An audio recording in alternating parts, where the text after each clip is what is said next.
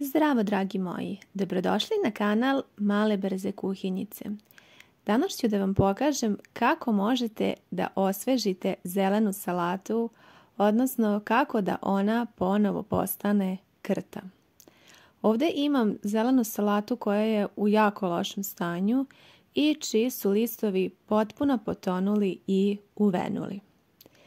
Najprije sam želela da je bacim, a onda sam se setila jednog trika iz bakinog kuvara koji sam par puta upotrebila i kasnije zaboravila na njega.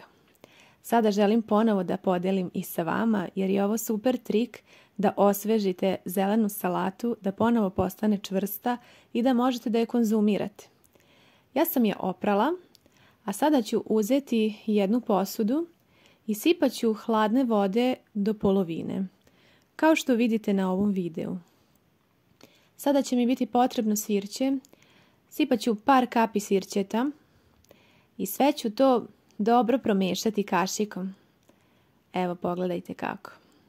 Sada imam spremljenu ovu tečnost u koju ću da potopim zelenu salatu koja je potpuno svenula, vidjeli ste na početku videa. Dodajem još malo vode jer želim da salata potpuno potone u tu tečnost kako bi što bolje mogla da očvrsne i da ponovo bude ona stara zelena salata. Evo, stavljam ovdje na nekih 15-20 minuta, najbolje bi bilo čak i pola sata. Nakon pola sata proveravam zelenu salatu i pogledajte. Napominjem da je ona bila za bacanje i da su je listovi bili potpuno svenuli. Ona dobija čvrstinu. Pogledajte list. List je ipak čvrst i može da se konzumira.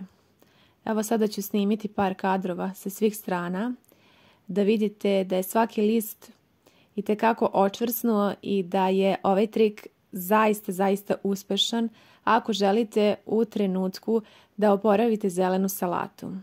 Napominjem da je ova moja bila u izuzetno lošem stanju i da je bila skoro za bacanje. Tako da ukoliko imate neku zelenu salatu koja je u malo boljem stanju, ovaj trik će još bolje da se pokaže. A evo sada još par kadrova kako je izgledala, a kako sada izgleda moja zelena salata. Ovo je još bolje ako imate onu zelenu salatu kristalku koja ima još veće listove. Ja sam imala sada ovu putericu koja je, kažem, bila toliko loša da sam ja želela da je bacim. Međutim, eto, uspjela sam nekako da je oporavim i ona je spremna za upotrebu.